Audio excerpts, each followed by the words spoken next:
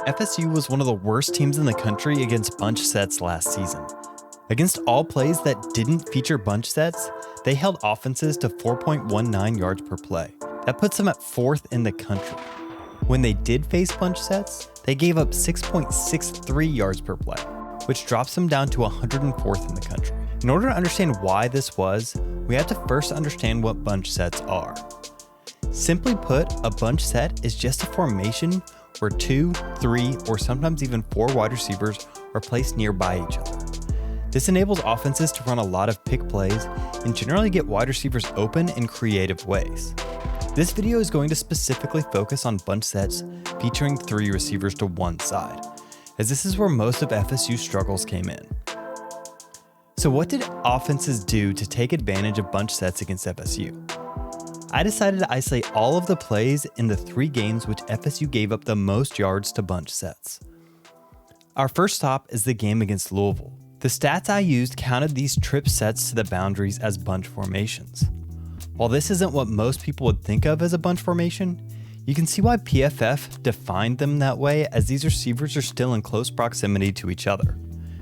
Louisville mostly used these bunch sets to run into a light box.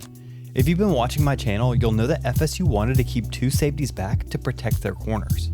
That naturally means that offenses will have enough linemen to block all of defenders, and one of FSU's safeties will have to come down late to take care of the running back. This requires FSU's defensive line and linebackers to win up front to make the running back bounce and give the safeties time to come down. You can see that since FSU is missing their best defensive lineman in Fabian Lovett, Louisville was successful getting space through their double teams up front. Another way they could take advantage of this was through the screen game. Just like in running plays, FSU didn't have enough guys to cover all the gaps on the weak side of this formation. That allowed Louisville to get numbers at the point of attack. Finally, Louisville got one chunk play through the air. Here you can see the bunch set at its best. These crossing routes were able to isolate a speedy receiver on one of FSU's interior linebackers. And while he does a good job of picking it up, he's just outmatched in space. In addition, Louisville's quarterback had a lot of time to allow this route to develop, and a lot of that can be attributed to Verse's injury earlier in the game, which decimated FSU's pass rush. On to Wake Forest, who was arguably the most successful using these bunch sets, which this time look a lot more like a traditional bunch set looks like. Most of Wake's yards came through the air, and most of those yards came by isolating the backside receiver on a corner. They went to this little dig route a few times to get consistent yardage, and once tried to take a shot which led to a pass interference penalty. Basically, Wake just knew that FSU couldn't line up all game one-on-one against their receivers. Wake did attack the front side a couple of times, both times hitting the receiver that released short and outside. Here's where there might have been some miscommunication. There's a few different ways to play trips to bunch sets. Some, which are often referred to as box coverages, work like a cover 4 zone, where this nickel would drop into the short outside area. Alternatively, they could play some kind of man, like lock and level or traffic coverages, which would both require the nickel to lock onto the point man and have the corner take the outside release. In that case, the corner should play aggressively underneath, seeing as he probably has deep help.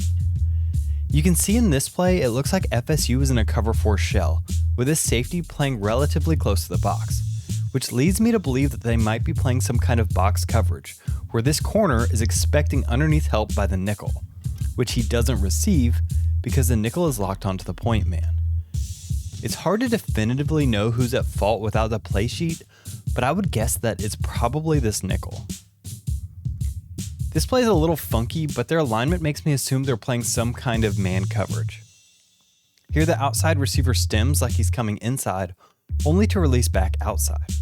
I think that the corner should probably be on this one a little bit quicker, since his responsibility is most likely this outside release.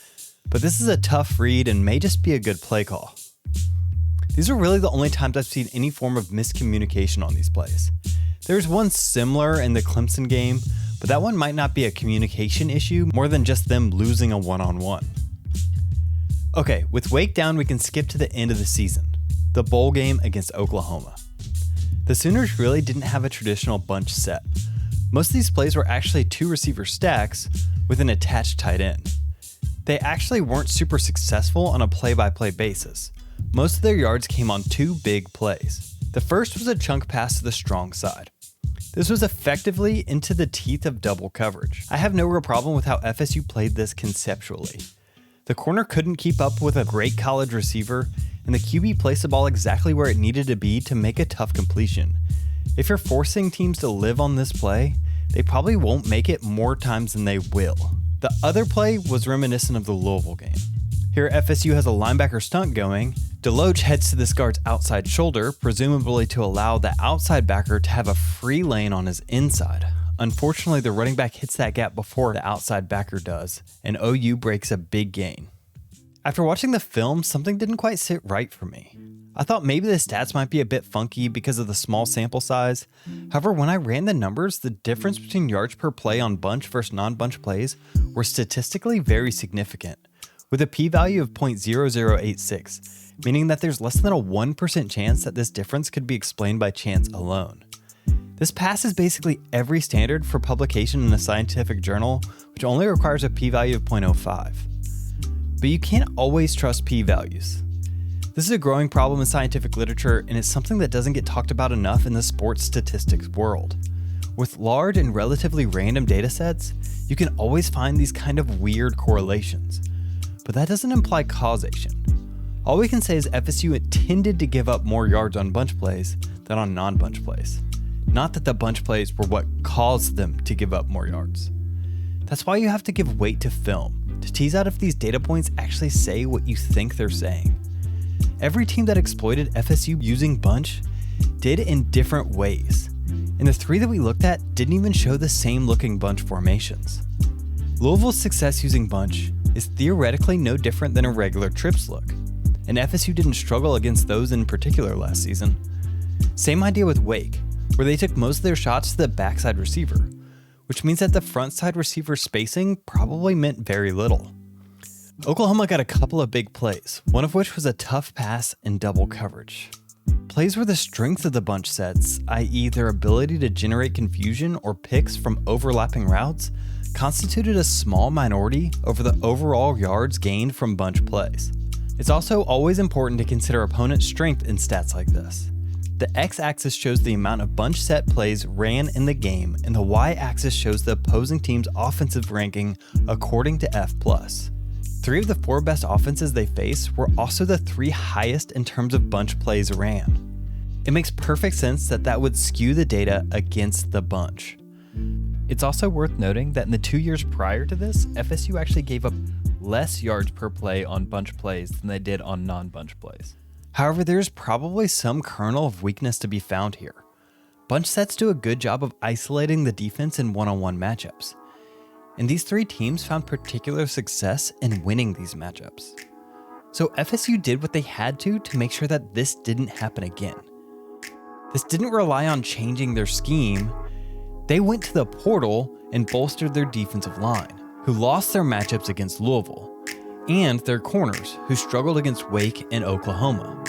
It's no guarantee that this effect won't be replicated next season, but if I were to guess, I would say there's a statistically significant chance that it won't.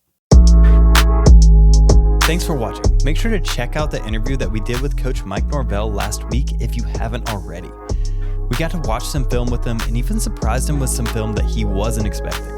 As always, like and subscribe if you like this video, and check out more of our stuff on the Noles 247 site. Thanks.